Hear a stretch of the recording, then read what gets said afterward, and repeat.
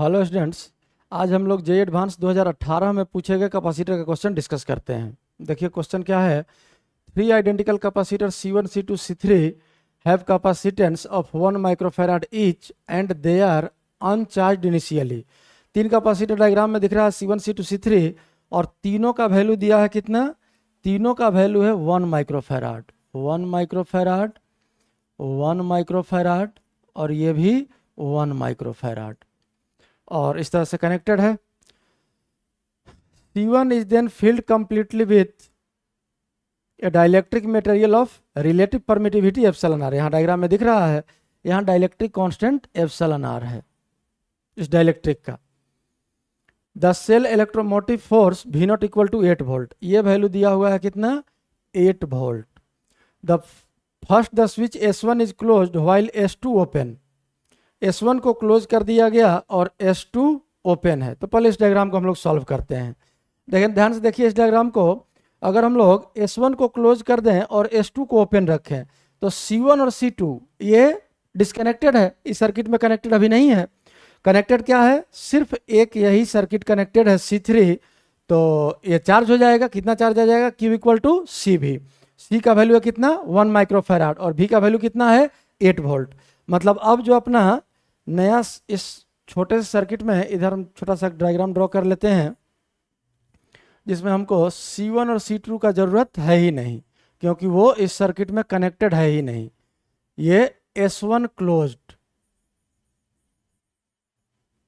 And S2 open, इस condition के लिए हम ये डायग्राम ड्रॉ किए हैं। ये है C3, तो इस पर चार्ज आ गया कितना आपका 8 माइक्रोकुलम्ब और इस पर आ गया -8 माइक्रोकुलम्ब। Q इक्वल टू CV, ये 8 वोल्ट है तो C का वैल्यू तो 1 माइक्रोफैराड है, तो 1 इंटू 8 वोल्ट, ये हो गया 8 माइक्रोकुलम्ब। अब ये कह रहा है अगला सिचुएशन देखिए, the capacitor C3 is fully charge. ये कैपेसिटर फुल्ली चार्ज हो गया, यहाँ डायग्राम बना के रख लिए हम लोग।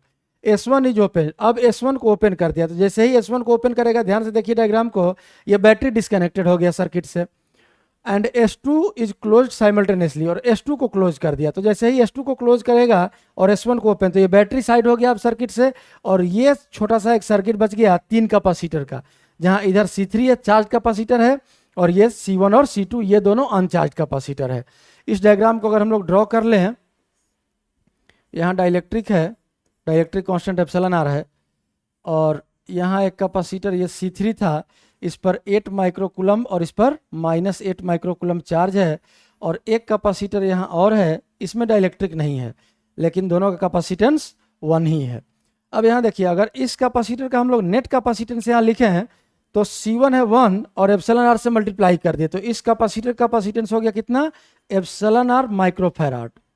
जो भी एप्सिलॉन आर का वैल्यू होगा, डायमेंशनलेस क्वांटिटी होता है, नंबर ही आएगा जब भी आएगा तो, और इसका हो गया 1 माइक्रोफैराड और ये भी कैपेसिटेंस तो 1 माइक्रोफैराड ही है। अब ये सिचुएशन है just after closing the switch S2, ये है जस्ट आफ्टर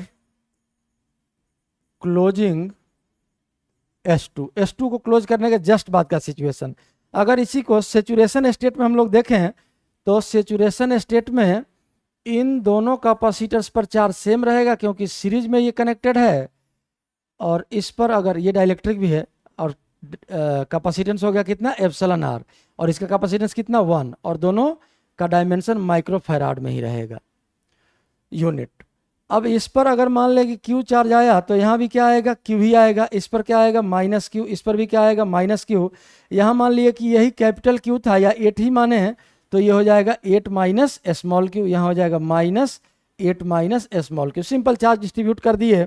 अब इस लूप में हम लोग किरचॉफ्स लॉ यूज कर लेते हैं, तो यहाँ से यहाँ Q/C और ये -Q/C और क्लोज लूप है तो नेट पोटेंशियल डिफरेंस का सम 0। यहाँ लिख लेते हैं, देखिए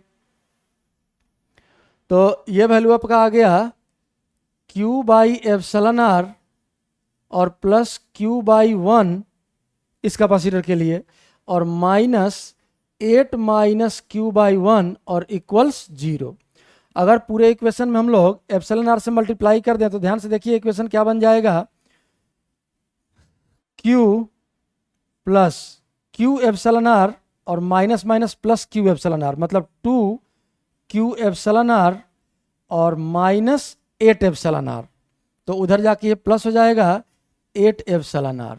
यहाँ से अगर स्मॉल क्यू का वैल्यू आप निकाल लें तो स्मॉल क्यू का वैल्यू आ जाएगा आपका 8 epsilon r divided by 1 plus 2 epsilon r. ये आ गया स्मॉल क्यू का वैल्यू।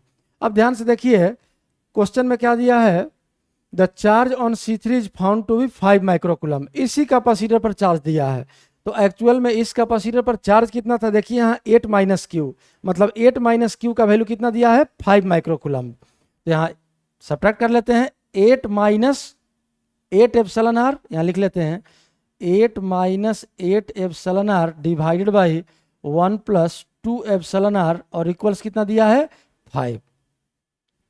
अब 8 अगर कॉमन ले लें तो इसको जरा सा इधर सिंप्लीफाई कर लेते हैं। 8 अगर कॉमन ले लें और राइट साइड में क्रॉस मल्टीप्लाई कर दें तो लेफ्ट साइड में देखिए क्या बचेगा 1 minus epsilon r by 1 plus 2 epsilon are, मतलब एलसीएम हो गया 1 प्लस 2 एप्सिलॉन आर और यहाँ आ जाएगा 1 प्लस 2 एप्सिलॉन आर, क्योंकि 1 में से 1 इंटू 1 प्लस 2 एप्सिलॉन आर और माइनस एप्सिलॉन आर। 8 तो कॉमन ले लिए, क्रॉस मल्टीप्लाई किए तो राइट साइड आ गया कितना आपका 5/8। अब यहाँ देखिए क्रॉस मल्टीप्लाई कर लेते हैं हम लोग, तो ये हो जाएगा आपका 8 यहाँ के मल्टीप्लाई हुआ तो 8 इंटू 1 8 और 2 epsilon r minus epsilon r into 8 तो प्लस 8 एप्सिलॉन आर और राइट साइड में क्या आ गया आपका 5 इंटू 1 5 और प्लस 10 एप्सिलॉन आर। अगर 5 को इधर ला दे 8 एप्सिलॉन आर को उधर ले जाएं तो 2 एप्सिलॉन आर इक्वल्स बच गया आपका 3 और यहाँ से फाइनली आपका एप्सिलॉन आर का वैल्यू निकल गया कितना 3/2 मतलब 1.5। इसी एप्सिलॉन आर का वैल्यू आपसे क्वेश्चन में पूछ रहा था। The value of epsilon r equals कितना आ गया 1.5 और ये डायमेंशनलेस क्वांटिटी है। अगर एक्सप्लेनेशन सही लगा हो तो वीडियो को लाइक और चैनल को सब्सक्राइब जरूर करें।